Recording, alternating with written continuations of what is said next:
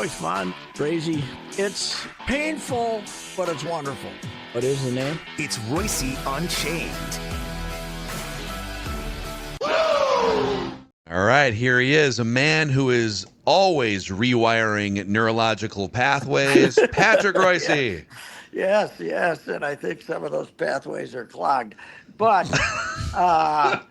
why are they letting this thing get so out of control out there that that he's going up there and saying nonsense, and Kevin and O'Connell's trying to explain away. Why don't you come out and say, yeah, I wish he'd been a little more accurate. He missed a couple of receivers there. But this whole breakdown of his posture, and he's got to do all of these things. What are they doing out there? Why do they want to make this into this?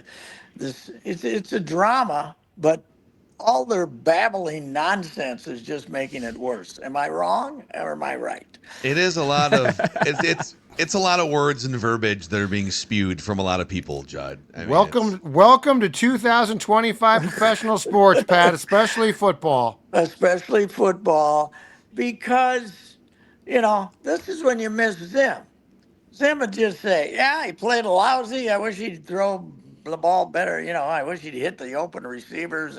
I don't know what's wrong with him, but we'll figure it out. Instead of, now you got people worrying about his posture. And what the hell? You learn posture when you're 12 playing quarterback, for goodness sake. Zim would have bashed him. Zim would have if he would not have said he had a bad game. Zim would have said, I don't want to draft him. So you go talk to the guy that drafted him, okay? Well, I don't. Zim would have said, I hate quarterbacks. Don't talk to me about this kid. Yeah, but Zim would have been, much less verbose about it. And O'Connell, it's like O'Connell is making excuses for why he drafted him. He didn't say that, but what did you say yet? He hasn't figured it out yet, but we're sure hoping he is, because we drafted him pretty high. But just this constant ridiculous stuff that they're saying, and I think they should have said, we're not going to have McCarthy available to the press this week because we think he'll say something stupid. That's because he thinks he's what was that? Were you there, Judd, for the neurological pathways? I was not able to attend that. I wish I had been. It is incredible what they've turned this into. There's no other topic that. The Wild's hot. Wolves won. There's no other topic in town but JJ McCarthy. I think, to the neurological pathways comment and then the alter ego 9 stuff from a couple weeks ago.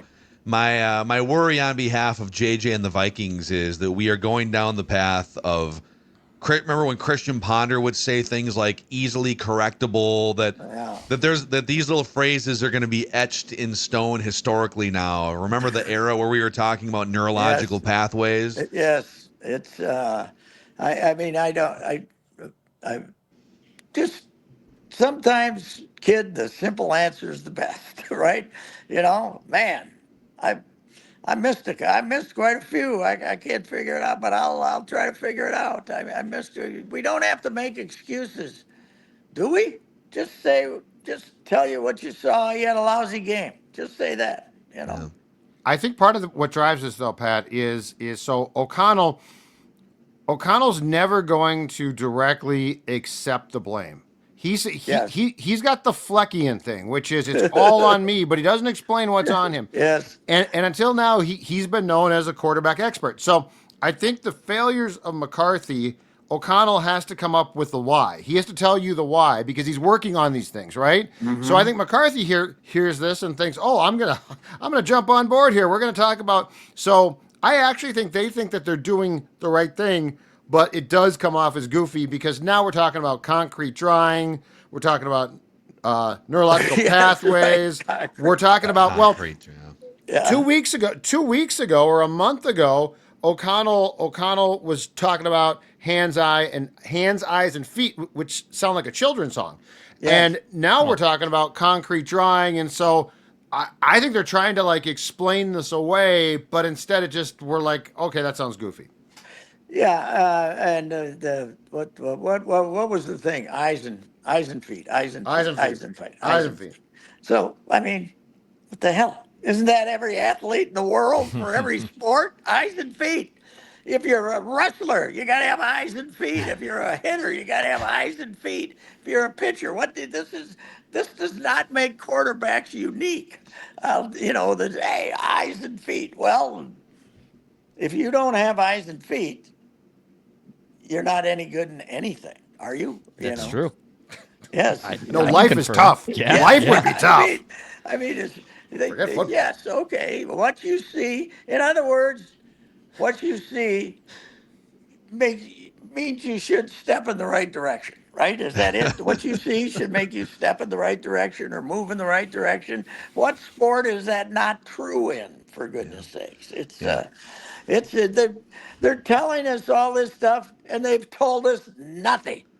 And watching Kevin try to work his way through this, we played on Purple Daily. We played the old clip from 3 years ago where he's given one of those locker room speeches, 13 wins. I will ride with this group, and it just feels like even his bright demeanor has just slowly eroded. He seems like the dad in the original Amityville movie where he moves into the house and everything's great, and then by the end he's like wielding an axe and going around his house. But the next time they win, the Vikings will have the video of him in the winning locker room. We never get the video in the losing locker room. We only get the video in the winning locker room. At least he won't crowd surf the players, okay? I'll take the O'Connell post game any day of the week. Even, I don't have the feeling. Remember when Ticey went down there and beat the Packers? When we gave him no chance to go down there and beat the Packers and beat Brett. Of course, he had Randy Moss then. But you got the sneaky hunch that they might go down there and the Packers are playing terrible against rotten teams. I wouldn't be surprised if they. I bet it's within a touchdown game. I would think it's going to be a close game. The Packers have been reeling the last few weeks. They were losing to the Giants. They've had a couple weird games, like 3 weird games here too. And Jordan Love has been wildly inconsistent. So yeah, totally could see that. And they traded a big hunk of draft draft strength to get Parsons in there. They better win. There's more pressure on them to win than there is here, for goodness sakes. We're acting like we're having this, because he has bad posture, we're not going to go to the Super Bowl. Well, that's not the problem. But what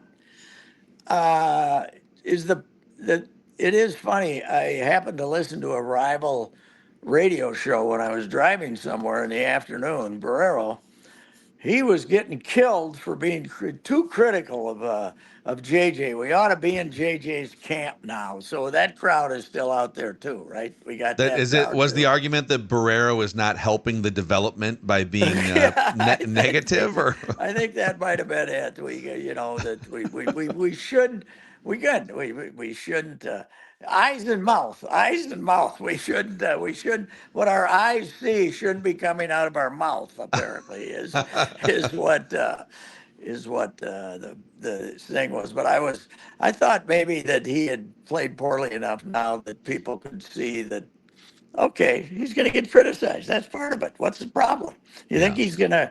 You think if he's going to get booed for being bad and get criticized for being bad, and he starts to cower, well, he was going to cower anyway. This was, by being in his corner, you're not helping him as the public. It doesn't make any difference. If you don't boo him, it doesn't make any difference. Well, either way, it doesn't make any difference. It's whether he's got it or not. And it's early, but I keep going back to the fact it's easier to play quarterback for the team that has the best running game and the best defense in college football than it is to play for a pretty fair, talented NFL team.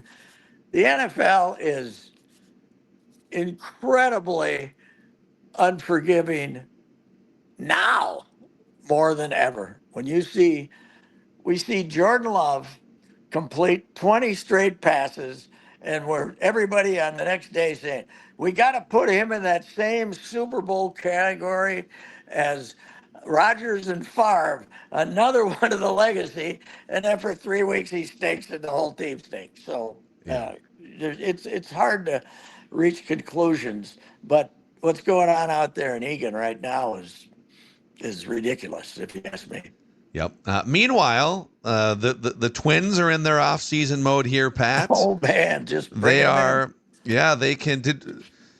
Did we? So how many trades this week? Is it the reliever from the Rays, or did we get another trade in No, they there? got the catcher today from Okay. Baltimore, Jackson. Today. Wasn't he catching for him some late in the year because Rutschman had an injury or Yep. something? I think I saw him catching a couple of games. Yeah. I don't know. Well, they definitely needed a catcher because either that or bring Big Fatty back. One of the two. It was they had the His number's gone. Shelty took his number. Shelty There was took the eight. on the wall. The disrespect. that was what is he gotten a $1 million job anywhere yet, Christian? No. Anybody? No. But that'll be we get to spring training and see how desperate we are. Acquisition to say the least. But Boy, yeah, I hate to break it though, but Alex Jackson, it would be hard to be a downgrade offensively from Christian Vazquez, but they found a way. They found a way. A 153 career batting average and a 288 career slugging percentage. Wow, what did he hit in AAA? Do we know? Did he get more? Is it just it was just the big leagues he couldn't hit, or if he couldn't hit in AAA, then Yeah, I'll get you. So he's 30 years old now, so he's pretty much a form really? product of it. He's played in 665 career minor league games, over half of them at AAA. He does have a 242 career AAA average, and he slugs over 500. He's Crash at AAA. Davis. He's Crash Davis. I That's had who no he is. idea he was 30. I thought he was like 22 or something. No, he's 30. Just got Yeah, up for the end. Man alive. Yeah. Derek calls those guys in and said, damn it, we need another catcher who can hit. Get in him here. But how could he frame? Is he a framer? Is he a good framer? That's all we care about. We'd rather have him frame and hit 150 than boy, they're lighting up their fan base with excitement this offseason so far, aren't they? Boy, and then Manfred speaking on Manfred's gone from the sale is on the way in July to and now we're still trying to complete the process of the minority ownership group. Yeah, that's right, the minority. I'm wondering if you think there are any. What do you think? What do you think, Declan? I think something is weird. Either they are asking for too much and the poll ads aren't relinquishing it, or something is not connecting here. Like even Falvey's comments of, hey, I want to, and I know he's going to say it mostly, but like, I want to add to this thing. I want to keep Pablo. I want to keep Joe. And then is the other side of that too, from the minority investors and from Joe saying, no, we're going to have to sell these guys. So there's like this huge disconnect of who is really dictating this ship as it goes near the damn iceberg. So the whole thing is very weird to me. It should not be taking 4 months for this to be approved. Should not. No. Well, if they actually have the money out there, so I don't know what's going on. You know what, Pat? I wonder this. So they put the team up for sale. They wanted to sell it. There's no question. And nobody knows about their financial situation until you look at the books, right? You get the books. If you're going to buy the team, they show you the books. Everybody looked at the books and said, we're out. See you later. Bye. They're going to say, oh, wait, what did we make on Twins TV last year? Oh, yeah, $1 million. I wonder if the minority investors got a closer look and started to say, this ain't a good investment. Even we don't want in. Yeah. Yeah, well, who knows? But yeah, it doesn't sound like it's a layup that they were gonna have them for sure at the meetings in December, right? I thought they were going to be earlier at the owners' meetings, but Yes. as you're right, Phil. It sounded Manfred sounded like he was punting it further down the street there too. So Yeah. I don't know. It's incredible. By the way, did you look at the schedule last week? Everybody was home, right? Everything was home. Did you look at the schedule for this week? Nobody's home. The Wild's not home. The Wolves aren't home. The Gophers aren't home. Nobody's home. By the way, did I tell you guys this? I didn't talk to you Wednesday. I heard this from a pretty good source. The scanned tickets for the big game with Chicago State for Nico, 26-26. Wow. Yeah, he's got some work to do. He does. And I think you can start off by playing St. Thomas and you are drawing 10 instead of 2. So they're not going to do it this year. They will do it next year, I'm sure. That was, Coyle was worried about St. Thomas because they might beat you. Going to be bad luck. Well, 4-14, 4-16 in the Big Ten's a bad luck too. But when you go to overtime on your court against a team that St. Thomas just beat 80-61. That's a bad look too, Green Bay. Yeah. Hey, don't discount Doug Gottlieb's fight. Doug Gottlieb, a full-time national radio host and the head coach of Green Bay men's basketball. And caused Katie Dillon, when she was watching her 4 minutes of the basketball of the season, to say, who is that crazy person on that's screaming? By the way, here's what he did at St. Thomas. First season in the new building, he kicked the scorer's table and it collapsed. Oh, God. During the game. They had to put it back up. Yeah, Gottlieb kicked the scorer's table and it fell down on one side, went crashing down. What a beauty. Bit of a I hope psycho. he got teed up. Yeah. Yeah. Well, I don't know if he got teed up. He was getting beat so bad. What difference does it make? So. Yeah. Well, Pat. And enjoy this inactive minister. Nobody driving to Green Bay, huh, Judd? You're not driving to Green Bay? No. I won't be able to make the track. I'm very unfortunate. Well, I've been there a lot.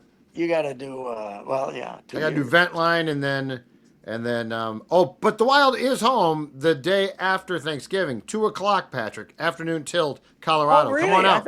Come on out. Get a Saturday column.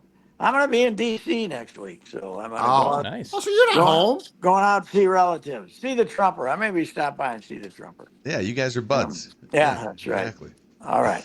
All right, Pat. Enjoy your Patrick. football weekend, and hopefully your neurological pathways remain clear. Goodbye. See you next week.